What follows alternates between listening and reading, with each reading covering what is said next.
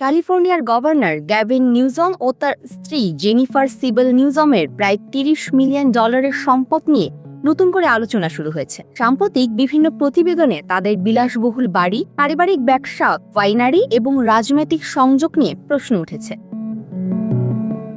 Newsom পরিবারের সম্পদের বড় অংশ এসেছে রিয়েল এস্টেট, ব্যবসায়িক বিনিয়োগ এবং পারিবারিক উত্তরাধিকারের মাধ্যমে। বিশেষ করে জেনিফার সিবেল নিউজমের পরিবার দীর্ঘদিন ধরেই ব্যবসায়িক অঙ্গনে প্রভাবশালী। তার পিতা কেনেথ সিবেল একজন সফল বিনিয়োগকারী ও ব্যবসায়ী হিসেবে পরিচিত, যার আর্থিক সাম্রাজ্য পরিবারটির সম্পদ বৃদ্ধিতে গুরুত্বপূর্ণ ভূমিকা রেখেছে।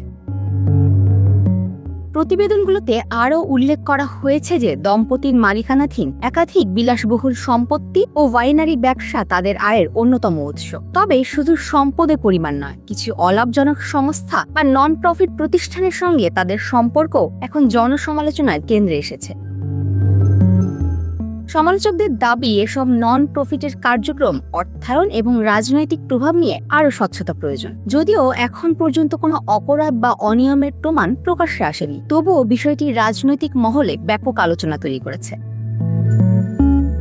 অন্যদিকে নিউজমপন্থীরা বলছেন, গভর্নরের সম্পদ ও ব্যবসায়িক সম্পর্ক বহু বছর ধরেই জনসমক্ষে রয়েছে এবং রাজনৈতিক উদ্দেশ্যে বিষয়টিকে অতিরঞ্জিত করা হচ্ছে। যুক্তরাষ্ট্রের রাজনীতিতে ব্যক্তিগত সম্পদ, পারিবারিক প্রভাব এবং জনসেবার মধ্যে সম্পর্ক নিয়ে বিতর্ক নতুন নয়। তবে গ্যাভিন নিউজমকে ঘিরে সাম্প্রতিক আলোচনা আবারও সেই পুরনো প্রশ্ন সামনে এনেছে: স্বচ্ছতার সীমারেখা কোথায়?